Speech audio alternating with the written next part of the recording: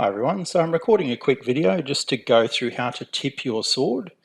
So it's mandated in pretty much most clubs and all tournaments that your tips should be, or that your sword should be tipped.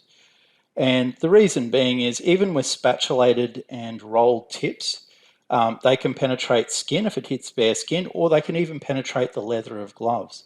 Now, so there's four things that basically protect us from penetrating injuries in HEMA.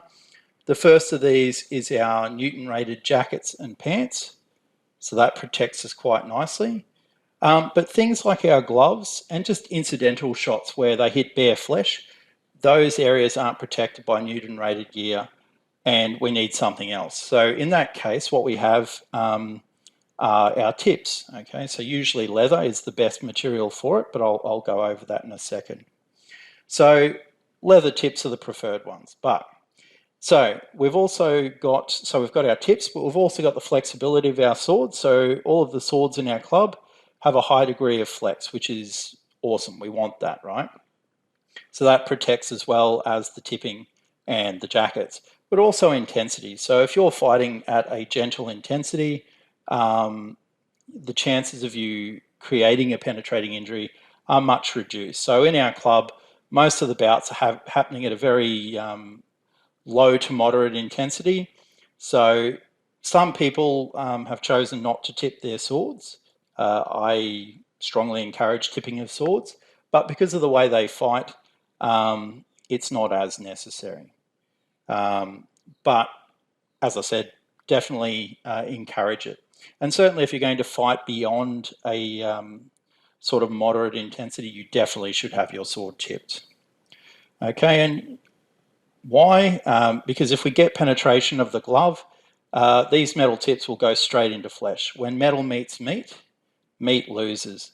There's some pretty gruesome stories about penetrating injuries to hands, particularly in longsword. And I'll probably have posted a picture of one of those injuries up here. But also a gentleman by the name of Dan Pope, who runs Scholar Victoria, he received a penetrating wound to his hand. Longsword fetter went straight through his glove, straight through his hand, and came 30 centimetres out the other side. Okay, so the tips are there to protect against those kind of injuries. And as you can imagine, they're quite devastating injuries in terms of, just your life and recovery and stuff like that and trying to work, particularly if you work with your hands. Okay, so as I said, this is the preferred method I have for tipping swords, and I will mention some variations as we go along. All right, so now we're going to tip the sword. So what we want to do is we want to cut a piece of leather, and you can see that this is really nice thick leather. Okay, so we don't want anything too thin, otherwise it's just going to, the leather's just going to get cut straight through. Now we want to cut to the width of the blade, and you can see as we go down the leather tip that the tips are tapered, and this is so that I can get direct physical contact with the actual blade itself. Okay, and this just makes it more secure. Now you can use electrical tape for the next bit, and I did for many years, but I definitely recommend the way that I do it over that. Okay, so what we're going to do is we're going to take some waxed thread, which you can get from any sort of saddlery and leatherworking place, and we're going to place that along the tip. Okay, and we're going to have a loop just up the top there, and then we're going to wrap the cord around nice and tight. Okay, so you can see I've got that going on there, and I'm going to wind that nice and tight going up the blade. Now, the advantage of this over electrical tape is that it doesn't cut as readily. So electrical tape being just really, micron thick, or a couple of micron thick plastic, actually tears pretty easily. Okay, so we want to make sure that we're not tearing that. Okay, and I'm making sure that that's nice and tight on there, nice and tight up here. Okay, and then we just wind that towards the tip. Okay, so we don't want any movement down the bottom here, though the final step will take care of that to an extent. And you can see that I'm winding that nice and tightly on there, and making sure that everything's secure.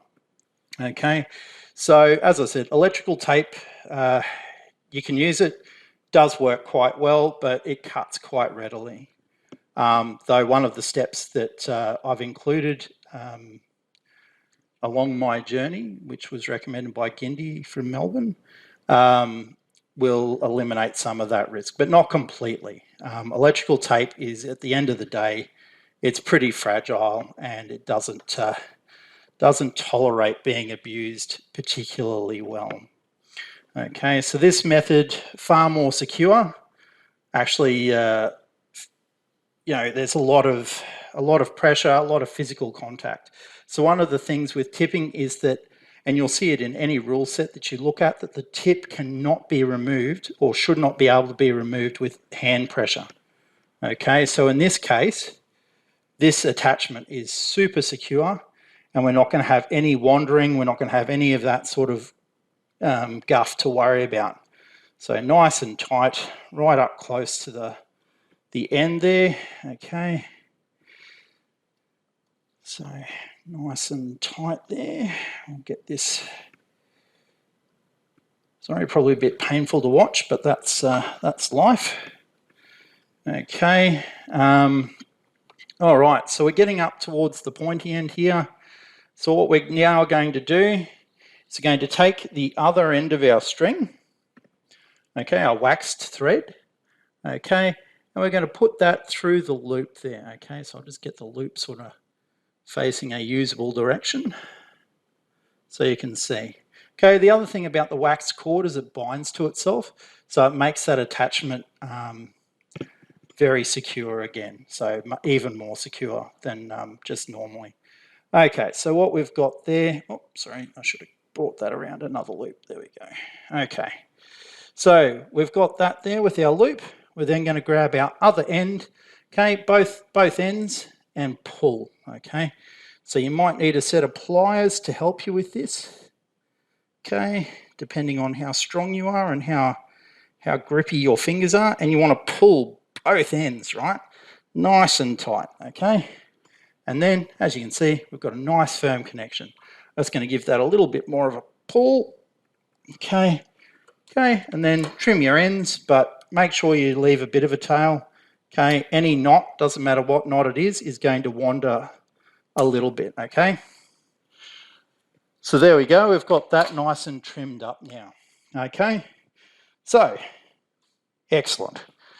But now what we're going to do is we're going to protect that a little bit more. And this is the step that Gindi recommended to me once upon a time back in Melbourne. So here we're going to take some filament tape, so cross-hatched for preference. Okay, and we're going to wrap that around the tip as well. So making contact with the blade a little bit, and then we're going to come around. We're just going to wrap that around there. And that filament tape is just going to protect that wrapping a little bit more, even though it's quite tough. It's going to protect that wrapping and give us a nice resistant or cut resistant surface to hold our tip on. And now that's on there like super tight. You can't move that with hand pressure. Okay, the final step isn't necessary for the club, but some tournaments like sword play do recommend putting some gaffer tape over the top in a bright colour, and this just helps the judges in the tournament see the shots, particularly against black jackets and stuff like that. Okay, and then finally just put a little bit more brightly coloured tape around, so we want to make contact with the blade. Okay, and we want to come up, it's working that all the way up. Okay, and that will give us good coverage, looks pretty, and helps the judges out in a tournament. So anyone who's coming to sword play, you'll need to do this. Now, just for your information, for those who are coming to sword play, this final step might be done on the day so that the officials can see how you've wrapped your tip, okay, just to make sure it is secure. And now that is completely secure. It's not going to come off.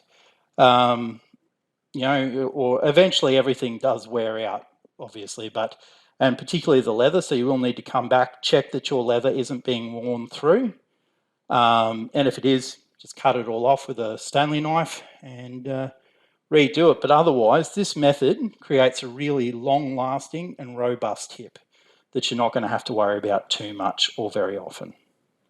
Alrighty, hope you found that useful.